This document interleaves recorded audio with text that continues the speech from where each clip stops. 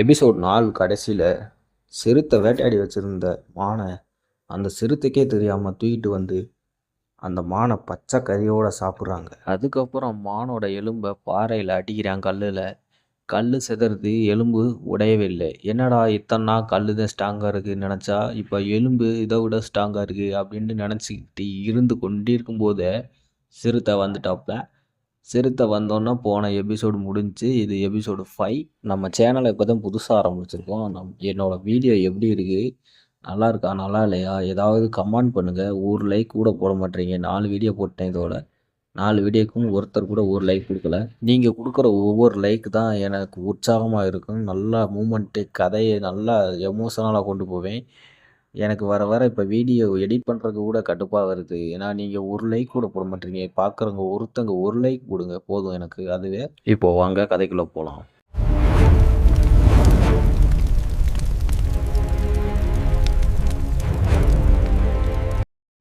சிறுத்தை வரக்கூடாதுன்னு மலை மேலே ஏறி உட்காந்து சாப்பிட்டுக்கிட்டு இருந்தாங்க. பார்த்தீங்கன்னா சிறுத்தை அங்கேயே ஏறி வந்துடுச்சு. அந்த கறி வாடனை பட்டு மனுஷ குரங்களால் என்ன பண்ணுறதுனே தெரியல. அந்த இடத்துல படபடன்னு அதுகளுக்கு ஆகிக்கிட்டு இருக்கு.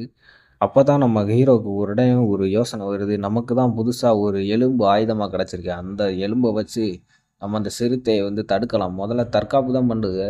சிறுத்தை வந்து கடிக்க மணிக்க வரவும் அதை ஒரே அடியாக அடிச்சிருது நம்ம ஹீரோ. அடித்தோடனே சிறுத்தை பயந்துக்கிட்டு ஓடிடுது அந்த மலையை விட்டு குதிச்சு. உடனே நம்ம மனித குரங்கு ஹீரோவுக்கு உடனே செம்ம ஜாலி ஆயிடுச்சு. இனிமேல் நம்ம தானே அந்த காட்டுக்கு ராஜா அப்படின்னு நினச்சிக்கிட்டு தைரியமாக கீழே இறங்குறாங்க. இருந்தாலும் இயற்கை யாரையும் சும்மா விடாது. இவங்க உடனே இத்தனை பழங்கள் சாப்பிடுவாங்க. பசி எடுக்கும், ஆனால் தண்ணி தாகம் எடுக்காது. இவங்க முதல் முறையாக மாமிசம் பச்சையோட சாப்பிடுவோம். பசி எடுத்து தண்ணி குடிக்க வராங்க. வர்ற இடத்துல சோன்னு மழை பெய்யுது. என்னடா நம்ம தண்ணி குடிக்கிற இடத்துல மழை வருமா அப்படின்னு நினச்சிக்கிட்டு மறுபடியும் குகைக்குள்ளே போய் உட்காந்துக்கிறாங்க. அன்றைய இரவு முடிஞ்சிருது. எல்லாருமே நன்றாக தூங்குறாங்க. ஆனால் ஹீரோ மட்டும் கையில் அந்த எலும்பயத்தை வச்ச மணிக்கு தான் உட்காந்துருக்கேன். ஏன்னா எதுக்கும் ஒரு பாதுகாப்புக்கு. அடுத்த நாள் காலையில் விடியுது. எல்லோரும் தண்ணியை குடிச்சிட்டு எப்பவும் போல் உணவு தேட கிளம்பிடுறாங்க.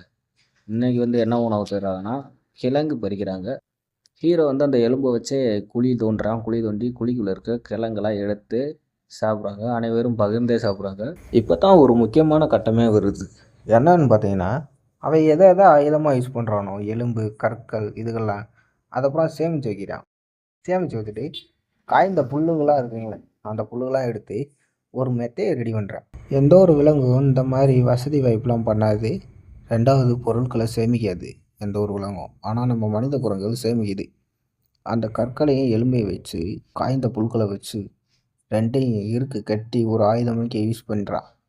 ரெடி பண்ணி ஒரு 4 பேர் சேர்ந்து வேட்டை கிளம்புறாங்க. இதுதான் அவங்களோட முதல் வேட்டை. யாருக்குமே வாழ்க்கையில் முதல் வேட்டை வெற்றியை தராது.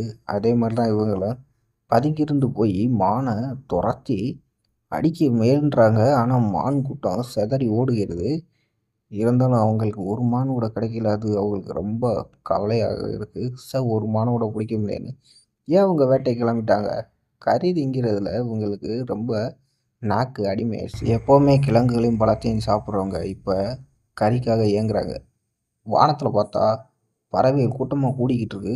ஏன்னா அந்த இடத்துல கூட்டமாக பறக்குதுண்டு வேகமாக பார்க்குறாங்க. அந்த இடத்துக்கு போய் ஒரு வரிக்குத்தை செத்து கிடக்கு.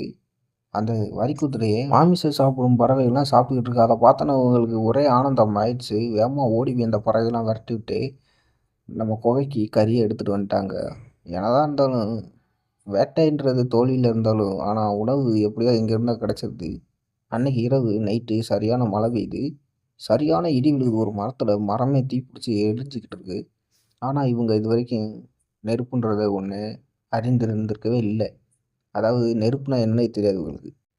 காலையில் எழுந்திரிச்சு 2 பேர் வாக்கிங் வராங்க. வாக்கிங் வர மாதிரி அந்த சைடு மரத்தில் ஏதோ புகை வர மணிக்கு இருக்கும். என்னடா அது விசித்திரமாக இருக்குன்னு சொல்லிட்டு கிட்ட போய் பார்க்குறாங்க.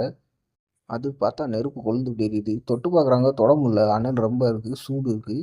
அதனால் ஒரு கம்பு குச்சியில் வச்சு அந்த நெருப்பை பிடிச்சிட்டு குகைக்கிட்ட வராங்க. குகைக்குள்ளே அந்த நெருப்பு வச்சு விளாண்டுக்கிட்டே இருக்காங்க.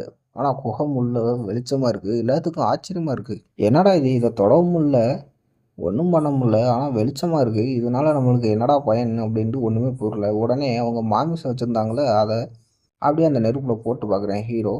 போட்டு நல்லா வெந்தோன்னே எடுத்து அதை டேஸ்ட் பண்ணி பார்க்குறான். ஏன்னா அதோட வாசனை அற்புதமாக இருக்குது. கறி எந்து தீயில விழுவும். அதனால இவனுக்கு சாப்பிட்றதுக்கு எச்சி ஊறுது. உள்ளுணர்வு சாப்பிடு சாப்பிடு சொல்லவும் இவனும் சாப்பிட்டான். சாப்பிட்டா அவ்வளோ ஒரு ஆனந்தம். குரங்கு அவ்வளோ ஜாலியாகிடுச்சு.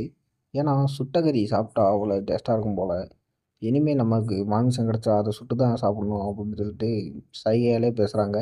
இவங்களுக்கு இடையில இன்னும் மொழியெலாம் உருவாகலை. அன்று இரவு அப்படியே ரெஸ்ட் எடுக்கிறாங்க, தூங்குறாங்க. விடிய காலம் எழுந்திரிச்சு பார்த்தா நெருப்பு அணைஞ்சு போய் கிடக்கு. இதோட எபிசோடு 5 முடியுது. அடுத்த வீடியோவில் தொடரலாம்.